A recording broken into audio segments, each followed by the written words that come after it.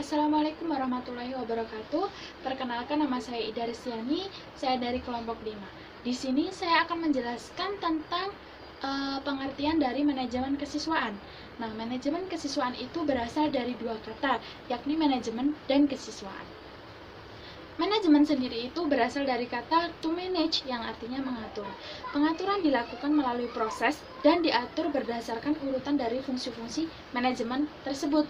Jadi, manajemen itu merupakan suatu proses untuk mewujudkan tujuan yang diinginkan.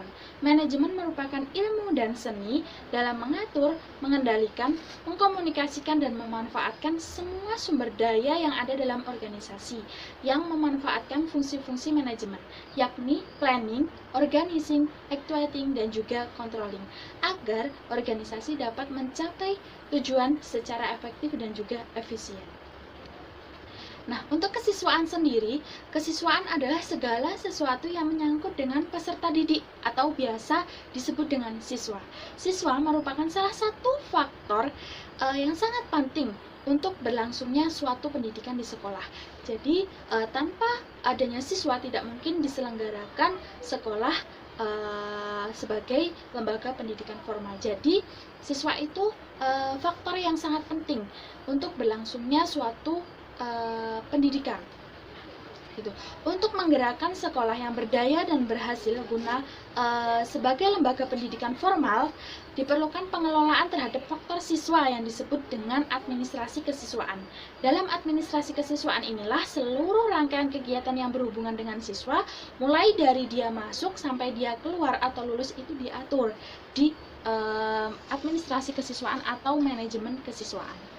Sehingga di sini dapat ditarik kesimpulan bahwasannya manajemen kesiswaan merupakan salah satu bidang operasional manajemen berbasis sekolah yang mengatur dan menata kegiatan yang berkaitan dengan peserta didik, mulai dari perencanaan, penerimaan siswa, pembinaan yang dilakukan selama siswa tersebut di sekolah, sampai dengan siswa menyelesaikan pendidikannya di suatu sekolah. Dengan kata lain, manajemen kesiswaan merupakan keseluruhan proses penyelenggaraan usaha kerjasama dalam bidang kesiswaan dalam rangka pencapaian tujuan pembelajaran di sekolah. Nah, manajemen kesiswaan bukan hanya berbentuk pencatatan peserta didik, melainkan mencakup aspek yang lebih luas yang secara operasional dapat membantu upaya pertumbuhan dan pengembangan si peserta didik melalui proses pendidikan yang ada di sekolah.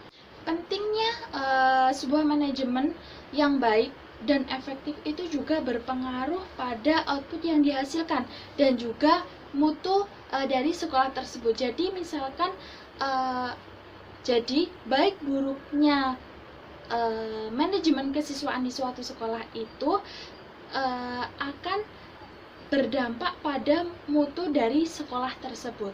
Selain itu, manajemen kesiswaan memberikan pelayanan dan memusatkan perhatiannya kepada pengaturan, pengawasan, serta pelayanan terhadap siswa, baik di dalam maupun di luar kelas.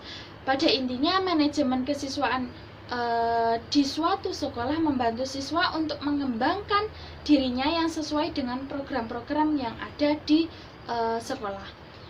Nah, hasil pendidikan dipandang bermutu jika mampu melahirkan keunggulan akademik dan ekstrakurikuler pada peserta didik yang dinyatakan lulus untuk satu jenjang pendidikan atau menyelesaikan program pembelajaran tertentu. Poin B adalah fungsi dan tujuan manajemen kesiswaan.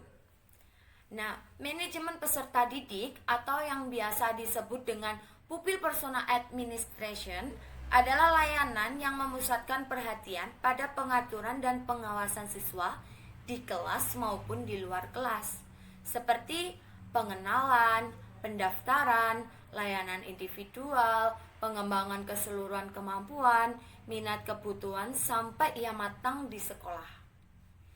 Lebih lanjut lagi, proses pembelajaran di lembaga tersebut atau di sekolah dapat berjalan lancar, tertib, dan juga teratur, sehingga dapat memberikan kontribusi bagi pencapaian tujuan sekolah dan tujuan pendidikan secara keseluruhan. Sedangkan fungsinya adalah sebagai wahana bagi peserta didik untuk mengembangkan diri seoptimal mungkin, baik yang berkenan dengan segi-segi individualisnya, segi sosial, aspirasi, kebutuhan, dan segi-segi potensi peserta didiknya. Pada dasarnya, fungsi manajemen itu sangat berkaitan dengan tujuan manajemen. Dari fungsi itu adalah suatu hasil akhir atau sesuatu yang akan dicapai. Oleh karena itu, perlu adanya langkah-langkah yang harus ditempuh melalui manajemen. Tujuan dari manajemen kesiswaan itu sendiri yaitu adalah untuk mengatur berbagai kegiatan dalam bidang kesiswaan agar pembelajaran itu sendiri dapat berjalan dengan lancar, tertib, teratur, efektif, dan juga efisien. Nah, seperti yang pertama, meningkatkan pengetahuan, keterampilan, dan juga psikomotor siswa. Yang kedua, menyalurkan dan mengembangkan kemampuan umum atau kecerdasan, bakat, dan minat siswa.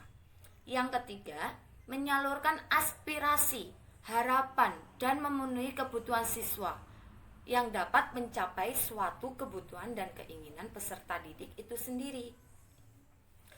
Nah, tujuan pendidikan tidak hanya untuk mengembangkan pengetahuan anak, tetapi juga sikap kepribadian serta aspek sosial emosional. Di samping keterampilan-keterampilan lain, sekolah tidak hanya bertanggung jawab, namun memberikan berbagai ilmu pengetahuan, tetapi memberi bimbingan dan bantuan terhadap anak-anak yang bermasalah, baik dalam belajar, emosional, maupun sosial, sehingga tumbuh dan berkembang secara optimal sesuai dengan potensi masing-masing. Nah, manajemen kesiswaan ini memberikan solusi dan alternatif handal dalam mengelola siswa karena memberikan pengaturan siswa mulai dari diterima sekolah sampai pada siswa tersebut menjadi alumni, sehingga tumbuh dan berkembang secara optimal sesuai dengan potensi masing-masing. Nah, manajemen kesiswaan ini memberikan solusi dan alternatif handal dalam mengelola siswa karena memberikan pengaturan siswa mulai dari diterima sekolah sampai pada siswa tersebut menjadi alumni. Di sini saya akan melanjutkan penjelasan dari Mbak Ida dan juga Mbak Rizka mengenai pembahasan manajemen kesiswaan. Poin ketiga dari manajemen kesiswaan yaitu ruang lingkup manajemen kesiswaan. Nah, ruang lingkup dari manajemen kesiswaan itu sendiri ada 4. Yang pertama, penerimaan siswa baru. Dalam hal ini biasanya dilakukan oleh panitia penerimaan siswa baru.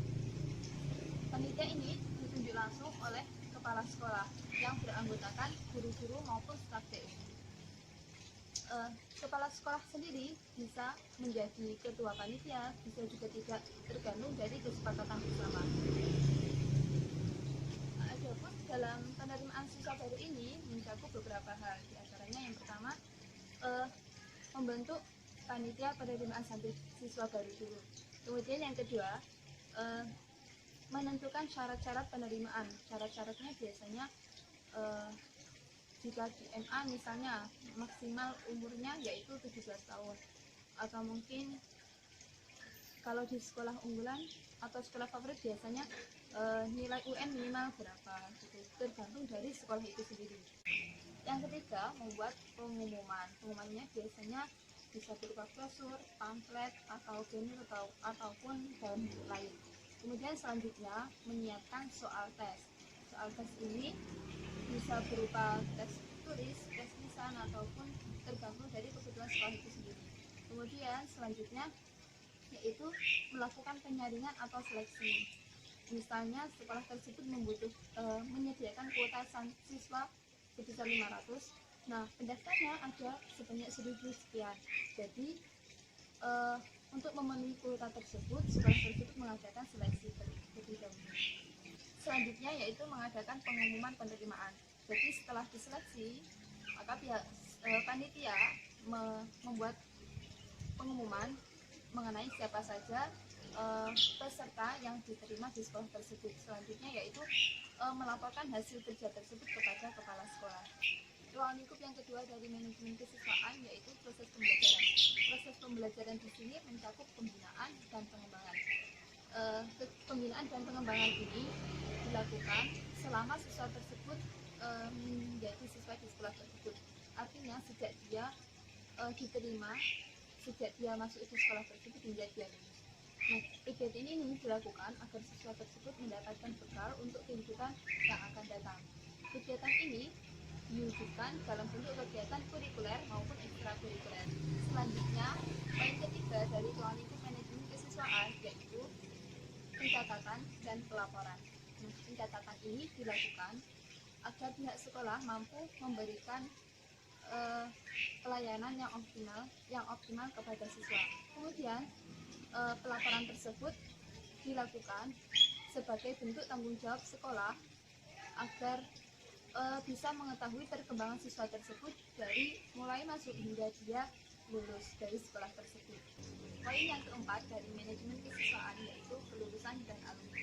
Nah, kelulusan merupakan kegiatan paling akhir dari proses pembelajaran, yaitu sebagai bentuk pernyataan dari sekolah tentang telah berakhirnya siswa tersebut dari sekolah tersebut. Artinya siswa tersebut telah menyelesaikan pendidikan di sini.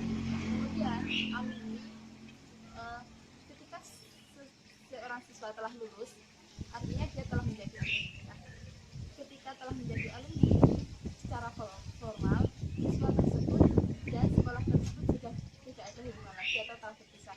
Namun diharapkan meskipun telah menjadi alumni, tapi diharapkan tetap terjalin hubungan yang positif antara kedua tersebut, yaitu antara alumni dan sekolah. Cukup sekian yang bisa kami sampaikan. Apabila dari kelompok 5 ada kesalahan dan kekurangan, kami mohon maaf yang sebesar-besarnya. Kami akhiri. Wassalamualaikum warahmatullahi wabarakatuh.